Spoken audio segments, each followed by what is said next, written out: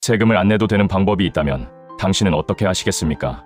부산의 한 임대사업자가 오피스텔을 분양받으면서 거액의 세금을 면제받았습니다. 그런데 몇 년 뒤 구청에서 청구서가 날아왔습니다. 감면해드린 취득세 1,880만 원 돌려주세요. 이 사람이 직접 불법을 저지른 것도 아니었습니다. 단지 알면서 눈을 감았을 뿐인데 1심에서는 이겼습니다. 그런데 2심에서 판결이 완전히 뒤집혔습니다. 법원은 도대체 왜 그런 판단을 내린 걸까요?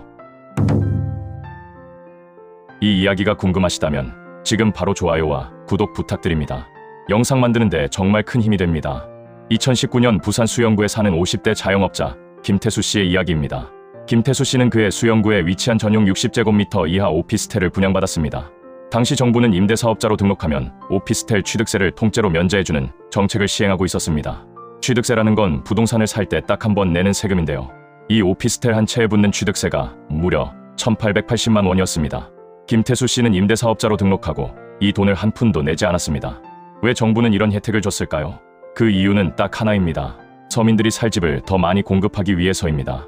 세금을 깎아줄 테니 오피스텔을 사서 사람들이 살 수 있게 주거용으로 빌려달라는 약속이 전제된 혜택입니다. 그러니 주거용이 아니라 다른 용도로 쓰이면 그 약속이 깨진 겁니다. 약속이 깨지면 혜택도 함께 사라지는 것. 이것이 이 사건의 출발점입니다.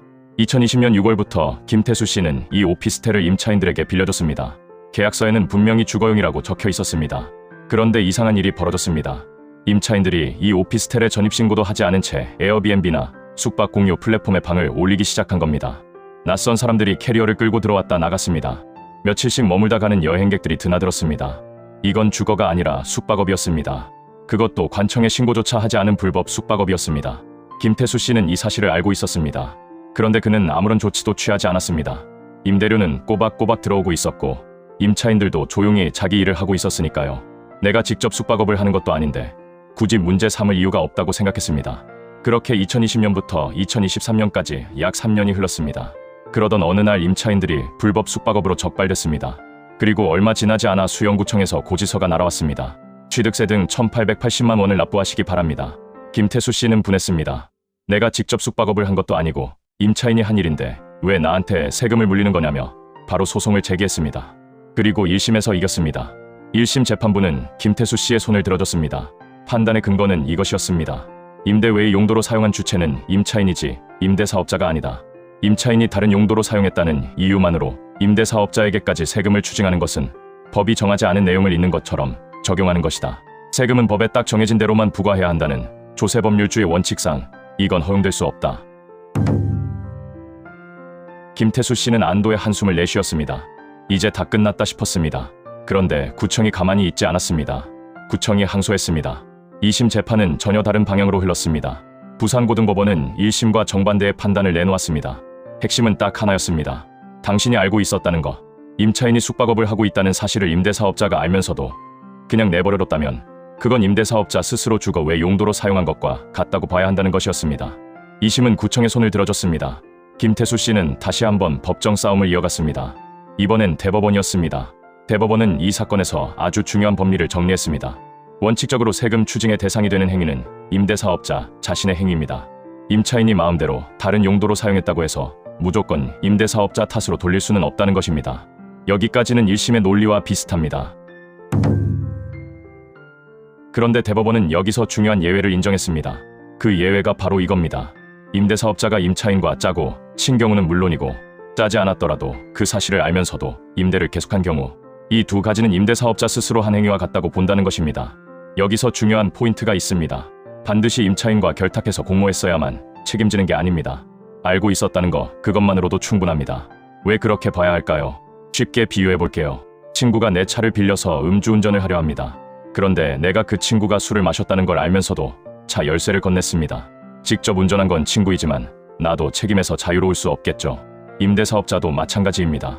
임차인이 숙박업을 한다는 걸 알고도 계속 임대를 유지했다면 그건 내가 허락해준 것이고 결국 내 행위로 평가된다는 게 대법원의 논리입니다.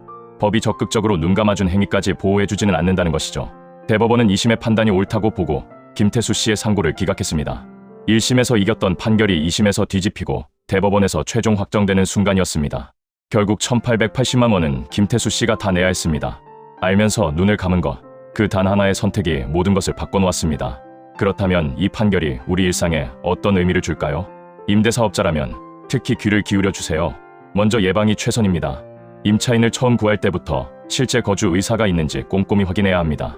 계약서에 주거용으로만 사용하며 상업적 용도로 사용할 경우 즉시 계약이 해지된다는 조항을 명확하게 넣어두는 것이 좋습니다. 두 번째입니다.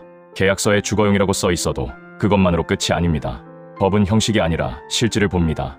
임차인이 실제로 어떻게 쓰는지가 중요합니다. 그러니 낯선 사람들이 드나든다거나 숙박 플랫폼에 내 오피스텔이 올라와 있다거나 같은 호실에 머무는 사람이 계속 바뀐다면 이상 징후를 감지했다면 즉시 확인해야 합니다. 이런 징후를 보고도 그냥 넘어갔다면 나중에 몰랐다고 해도 법원은 믿지 않습니다. 세 번째입니다. 문제를 발견했다면 즉시 행동해야 합니다. 임차인에게 내용 증명으로 주거 목적으로만 사용할 것을 명확히 요구하고 그래도 고쳐지지 않으면 계약을 해지해야 합니다. 그리고 그 사실을 구청에 알려두는 것이 중요합니다. 내가 적극적으로 막으려 했다는 증거를 남겨야 나중에 책임에서 벗어날 수 있습니다.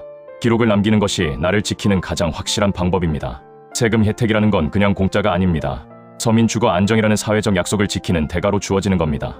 그 약속이 깨지는 것을 알면서도 눈을 감았다면 혜택도 함께 사라집니다.